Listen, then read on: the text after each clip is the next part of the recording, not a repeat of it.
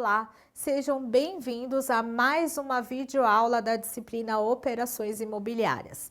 Nesta aula, estudaremos os principais aspectos a respeito dos financiamentos imobiliários. Trataremos do Sistema Financeiro da Habitação, o SFH, do Sistema de Financiamento Imobiliário, o SFI, das linhas de créditos bancários e financiamentos direto com a construtora, do consórcio, das formas de amortização e juros, do sistema de amortização constante, SAC, e também do sistema de amortização tabela Price, SAF. Eu sou a professora Thaís de Melo Jaime e vou acompanhar vocês nesta aula de financiamento imobiliário. Vamos lá? Financiamento imobiliário. De onde vem o dinheiro ou os recursos que são utilizados no financiamento imobiliário? Esta é a primeira pergunta que procuraremos resolver agora, pensando nas fontes de recurso desses sistemas de financiamentos imobiliários. Aí nós temos algumas possibilidades que vão variar de acordo com a forma ou de acordo com o sistema de financiamento adotado. Nós temos ali o SFH, o Sistema Financeiro da Habitação, que tem a sua fonte própria de recursos. Além dele, nós temos o Sistema Financeiro Imobiliário, o SFI, que também tem a sua origem e sua fonte própria, de recursos. Além desses, nós temos o Sistema Brasileiro de Poupança e Empréstimos, que é o SBPE. Esse daqui é bastante conhecido pelos corretores imobiliários. Essa fonte de recursos utiliza os valores, depositados ali ou investidos em caderneta de poupança. Então, esses depósitos também são utilizados como recurso para subsidiar os financiamentos imobiliários. Por último, nós temos ali o Fundo de Garantia de Tempo de Serviço, também muito conhecido pelos corretores e pelas construtoras, principalmente os focados ali, nas moradias populares que adotam, portanto, o sistema Minha Casa Minha Vida. Origem de recurso FGTS, financia a produção e aquisição de imóveis por meio do acúmulo de ativos em contas vinculadas dos trabalhadores formais, ou seja, todo trabalhador formal que tem uma conta ativa no FGTS e mensalmente, são feitos ali depósitos a título de recolhimentos do Fundo de Garantia. Este valor que fica ali, depositado na Caixa Econômica Federal também pode ser utilizado como financiamento imobiliário.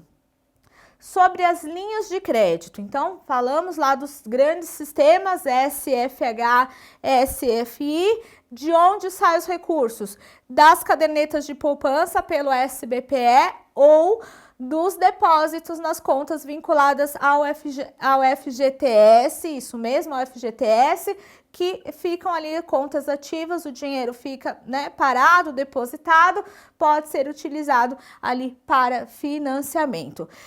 Quem que acessa agora esses valores, Como é possível obter esses recursos para realizar ali os financiamentos?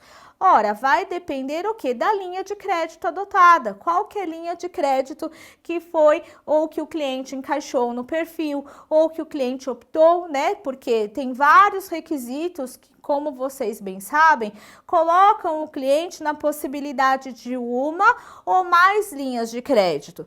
E daí, conforme a análise do potencial financeiro dele, do potencial aquisitivo dele, do valor da compra do imóvel, vocês o orientarão a optar por uma ou outra. Entretanto, existe aquele cliente que só encaixa ou por conta de algum requisito do imóvel, ou em razão de alguma informação pessoal dele, de algum critério pessoal do adquirente, ele só vai enquadrar em uma linha de crédito. Então, ele terá que optar por aquela, porque não tem realmente ali uma outra possibilidade de recurso de linha de crédito.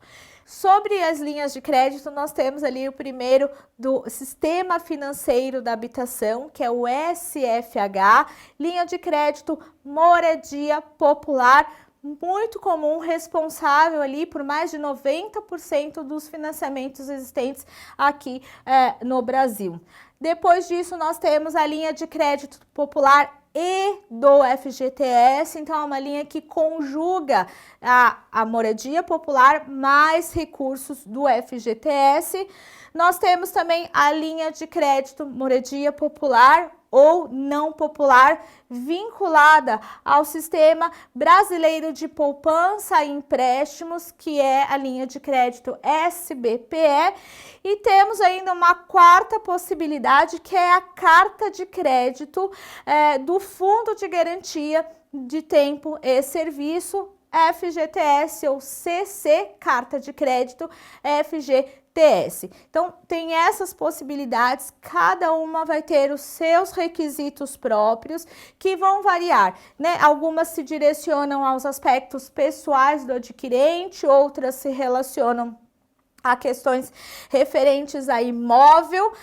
Temos ali, para poder, por exemplo, utilizar o FGTS, é imprescindível que o colaborador, que o adquirente, tenha sido um trabalhador com conta vinculada ao FGTS, então é uma linha que não atende, por exemplo, empregos ou trabalhadores informais, e aí nós vamos ter que fazer essa análise de critérios e de cabimentos e de adequações para entender qual a melhor que se adequa ao perfil do nosso cliente. De toda forma, vocês notam aí que as grandes fontes de recurso continuam gravitando entre os depósitos nas poupanças e também nas contas de FGTS. Sobre ainda uma outra possibilidade, na verdade nós temos mais duas outras possibilidades que não pertencem ao SFH, o Sistema Financeiro da Habitação. A primeira delas é o Sistema Financeiro Imobiliário, é o financiamento por intermédio de bancos privados. Veja, o banco privado, ele não tem nenhum vínculo com os programas de governo de financiamento de imóveis. É o banco privado que vai decidir, de acordo com, por exemplo, os depósitos que tem ali nas suas cadernetas de poupança, que são mantidas junto a ele, se ele vai abrir linhas de crédito para financiar imóveis, quais os requisitos que ele vai exigir, quais as análises de risco que ele fará dos clientes que requererem esses dinheiros emprestados, esses financiamentos emprestados para compra de imóveis. Então, o banco é o seu gestor, é iniciativa privada, ele tem autonomia de elaborar os critérios, ele não submete ali os seus critérios ao que o governo estipula, por exemplo, no programa Minha Casa Minha Vida ou em outras linhas de financiamento pelo SFH. É o banco que decide se emprestará, quanto emprestará e quais as condições que emprestará valor para as pessoas adquirirem imóveis para financiamento imobiliário. E agora sim, a última possibilidade de linha de financiamento ou de linha de crédito é quando a própria construtora faz ali o seu financiamento direto. Então, ela traz para os adquirentes propostas de parcelamento direto com ela.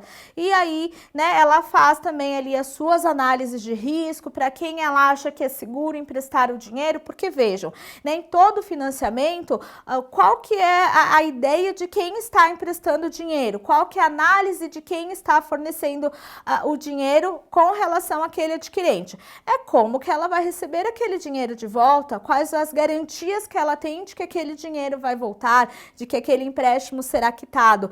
A construtora vai fazer a mesma coisa, ela vai decidir para quem é seguro emprestar, qual a chance dela ter ali o adimplemento daquelas parcelas, qual a forma que ela amarra as garantias jurídicas para aquele negócio, o que ela consegue dar ali de desconto, de melhorias em juros, em antecipação de parcelas, enfim, cada construtora que tiver e quiser disponibilizar esse financiamento direto para os adquirentes vai estipular as suas regras próprias. Por último, nós vamos falar aqui do consórcio, apesar de não ser uma modalidade de financiamento, mas muitas pessoas confundem e entendem ser o consórcio uma forma de financiamento, porém não é, nós não vamos mais errar nisso. Olha lá, consórcio não é modalidade de financiamento imobiliário.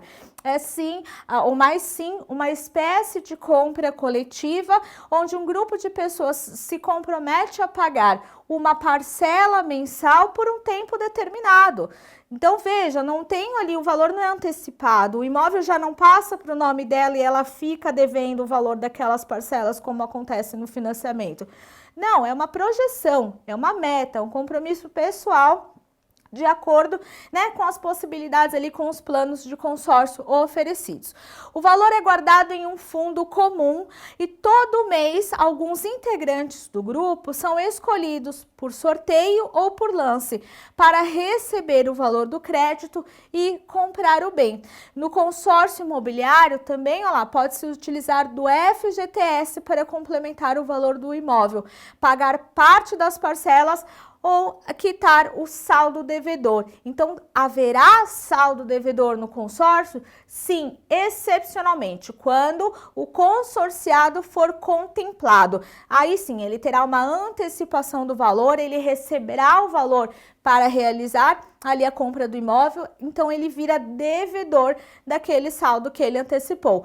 Para os que não são contemplados ou não foram contemplados, segue a regrinha de não ser um empréstimo, né? E aí eles fazem as contribuições mensais de acordo com seus comprometimentos individuais. Para prosseguirmos aqui no nosso tema de financiamento imobiliário, há que se falar sobre as possibilidades de formas de amortização dos juros. Veja, esses empréstimos são concedidos em qualquer das linhas que vocês pensarem ou em quaisquer formas também de sistema de financiamento que vocês pensarem. É um valor que está sendo antecipado. Logicamente, esse valor, quando for devolvido para a instituição financiante, tem que vir ali acrescido, um valor corrigido, né? Um valor composto com juros para corrigir o capital originariamente emprestado. No nosso sistema, nós temos duas formas de aplicação de juros e de amortização do saldo devedor. Uma é pela tabela SAC. Vocês também conhecem muito bem ali no dia a dia profissional de vocês, nas simulações que vocês fazem. Normalmente vocês simulam pela Price e pela SAC. Qual a diferença principal entre elas, pessoal? Na SAC, que chama-se Sistema de Amortização Constante, o valor do encargo mensal vai diminuindo com o passar do tempo.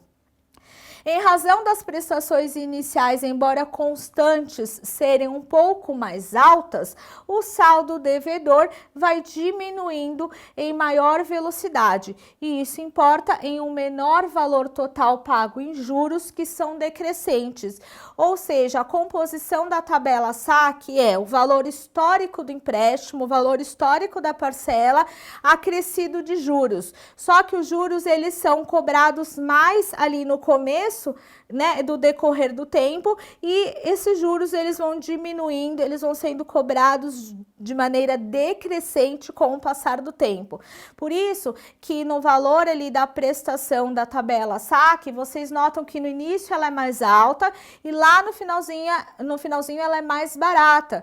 Por quê? Porque o valor da prestação mudou? Não. Se são R$500 por mês que seu cliente tem que pagar de parcela, vai ser 500 no começo e 500 no final. Mas a composição, a forma de cobrança de juros é diferente. Cobra-se mais juros no começo e menos juros ali no finalzinho, né? Já próximo ali ao encerramento do contrato de financiamento. Diferente do que ocorre ali no sistema de amortização francês, que é a SAF ou tabela Price, né? Sistema de amortização da tabela Price, o valor da parcela do encargo mensal para amortizar o financiamento é crescente e a parcela de juros decrescente, sendo o encargo mensal constante durante todo o período contratado. Veja, nesse daqui aumenta ali o valor histórico da parcela e ao mesmo tempo diminui ali a parcela de juros, o que faz com que essa composição final seja linear. O valor do início é exatamente o valor do final, porque ao mesmo tempo em que um valor cresce, o outro diminui. Então, né, juntando ali os dois valores, o que diminui e o que cresce, nós temos ali uma composição igualitária, uma composição equilibrada desde o início até o final do período contratado para o pagamento deste financiamento. Pessoal, agora eu vou deixar para vocês a dica de um podcast, de um assunto muito contemporâneo, que é a possibilidade de portabilidade de financiamento de crédito imobiliário. Não sei se vocês já usaram ou se ouviram alguém que fez uso dessa portabilidade, porém é muito utilizado um recurso, um instrumento incrível, cada vez mais utilizado pelos clientes de vocês. Em que sentido, pessoal? Imaginem que vocês têm ali um cliente que vem comprar com vocês e ele já tem o financiamento em algum banco. Veja, ele pode fazer a portabilidade desse financiamento para o banco no qual o empreendimento de vocês tem ali contratação. Então, ele pode trazer o financiamento dele, ele pode levar o financiamento dele de um banco para o outro, aumentar o potencial de aquisição, então ir do imóvel menor para um imóvel mais caro, um imóvel mais complexo, através dessas múltiplas possibilidades de portabilidade. Quando vocês fazem ali um financiamento para o cliente, ele não fica amarrado os 360 meses mais com apenas aquele banco ou com aquela instituição de financiamento. Pode haver ali a portabilidade desses créditos e débitos no decorrer desse caminho, e é isso que esse podcast traz para vocês ali de informação.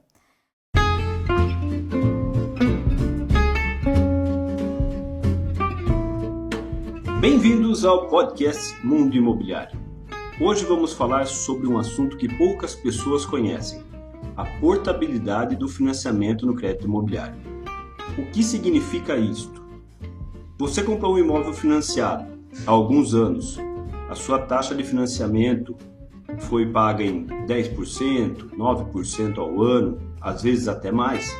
Hoje você pode levar o seu financiamento imobiliário para outro banco, pagando uma taxa muito menor, atualizada e economizando muito dinheiro.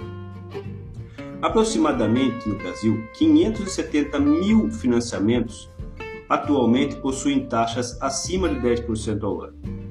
E você consegue trazer o seu financiamento através da portabilidade para outro banco, pagando hoje próximo de 6%. Imagine, 4% ao ano. Em 30 anos, o quanto você pode economizar. Então, muita gente acha que é muito difícil e burocrático, mas não é. Basta você procurar um outro banco ou até o seu próprio banco que está financiado o seu imóvel e tentar negociar essa taxa. É muito simples, é como se estivesse financiando o seu imóvel novamente, com uma taxa muito menor. Vale lembrar que alguns impostos vão ter que ser recolhidos novamente, como o ITBI e o registro no cartório. Mas, se você fizer a conta a longo prazo, com certeza a economia será muito, mas muito maior do que a que você está pagando hoje. Então procure seu banco ou procure um outro banco. Faça a portabilidade, principalmente em tempos de pandemia. Agora nós deixamos para vocês aí o link onde vocês podem acessar a íntegra desse podcast. Espero que o assunto é bastante interessante e que seja muito producente para vocês. Chegamos ao final de mais uma videoaula sobre financiamentos. Não deixe de acessar o Saiba Mais na sua plataforma. Bons estudos!